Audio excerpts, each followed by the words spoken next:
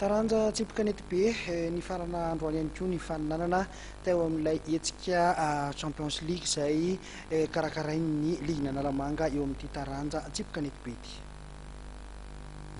Tomny tamin'ny hetsika ny karakarainy nentina nanokatra ny tompolalaovana 17 sy 20 dia ny vola resbik dia fahombiazana hatrany no azo ny Ligue Analamanga taranja tsipoka nety be tamin'ny fikarakarain'ny Champions League 17 sy 20 natao tetsy amin'ny Mahamasina teo amin'ny Padok tamin'ity farany herinandro ity.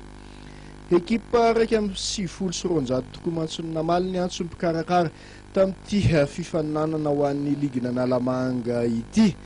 Teo amin'ny triplete amateur no nahitana ekipa betsaka indrindra satria 920 amin'ny 100 be izao nisan'ny ekipa tonga teny Mahamasina tamin'izany fifaninanana izany. Teo amin'ny senior lehilahy kosa dia 3 amin'ny 70 nisan'ny ekipa nandray anjara.